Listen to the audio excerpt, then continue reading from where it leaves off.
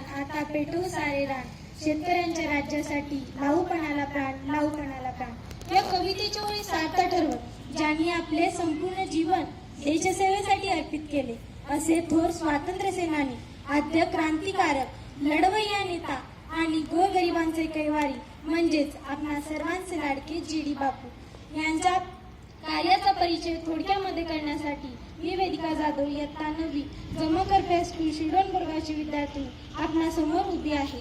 सन्माननीय व्यासपीठावरील मान्यवर आणि माझ्या विद्यार्थी मित्र हो, माणूस मोठा होतो, महान ठरतो तो त्याच्या नावावरून नव्हे तर त्याच्या कर्तृत्वावरून।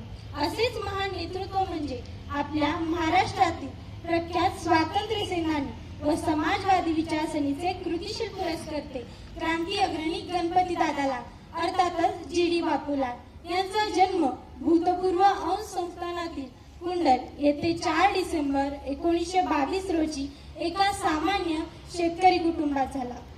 सारजापुत्र म्हणून ओळखले जाणारे आणि गावामध्ये उल्लेखनीय म्हणून ज्या मुलाला ओळखले जाईल ते म्हणजे आजकालचे बापू म्हणजे जी.डी. बापू। बापू कुंडलच्या प्राथमिक शाळेतून 7वी इयत्ता पास झाले। त्यानंतर माध्यमिक शिक्षणासाठी ते बेळगाव जिल्ह्यातील निपाणी सिक्का बोर्डिंग येथे विद्यार्थी म्हणून दाखल झाले।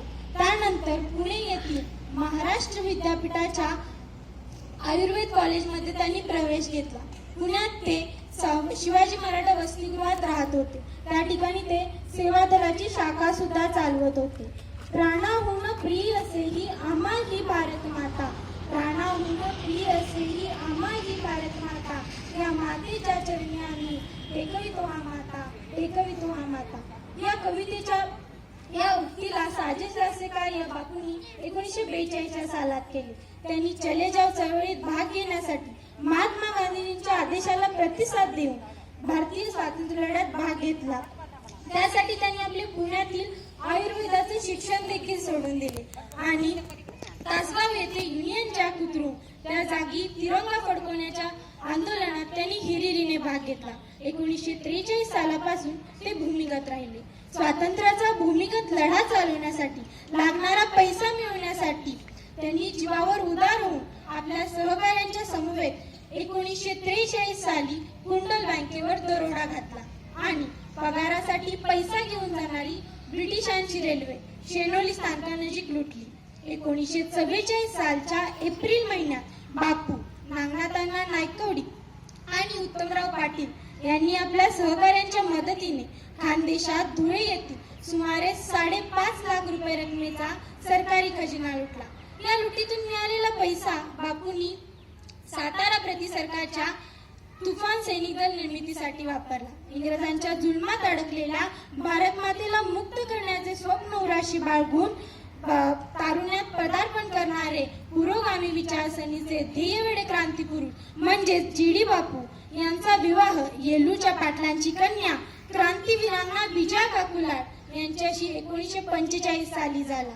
त्यानंतर प्रतिसरकारच्या चळवळीअंतर्गत युद्ध मंडळ, धोरण समिती, प्रौढ शिक्षण आणि शेतकऱ्यांच्या पिकांचे संरक्षण इत्यादी बाबींसाठी नियोजनबद्ध कार्यप्रणाली तयार करण्यासाठी बापूंनी आपले योगदान दिले। त्याचबरोबर प्रतिसरकारच्या तुफान सेनेचे फील्ड मार्शल म्हणजे सरसेनापती म्हणून देखील बापूंनी एक गौरवशाली कामगिरी बजावली। बापूंच्या त्यागाबद्दल सांगायचे झाले तर 15 ऑगस्ट 1947 रोजी आपला भारत देश स्वतंत्र झाला। त्यानंतर हैदराबाद संस्थानातील रजाकारांच्या अन्याय अत्याचाराने बापूंचे लक्ष वेधले गेले। त्याविरुद्ध लढण्यासाठी बापूंनी एक दल स्थापन करण्याचे ठरवले।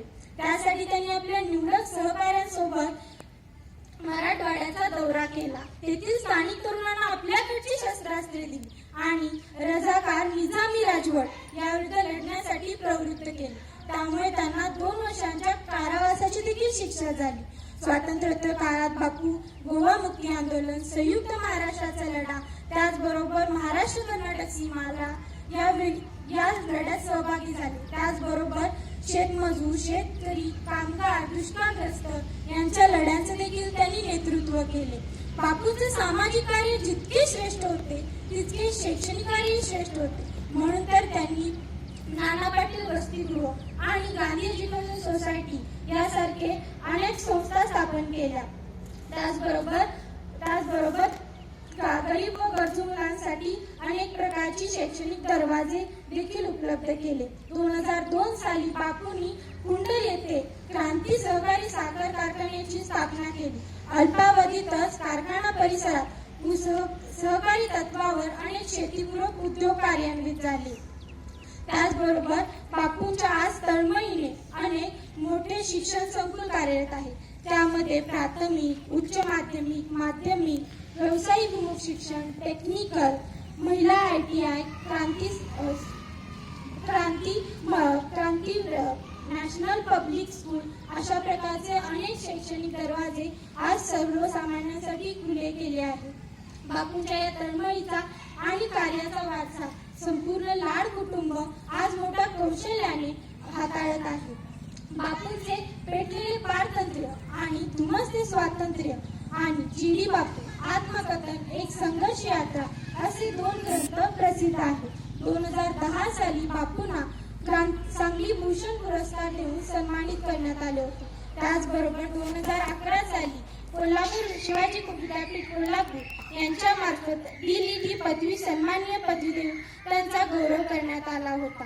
धन्य ते बापू आणि धन्य तो महाराष्ट्र. बाप असा महापुरुष म्हणजे शेतकरी व सामान्य जनतेचा हितचिंतक आणि गोरगरिबांचा देव अचानक 14 नोव्हेंबर 2011 रोजी कालवश झाला.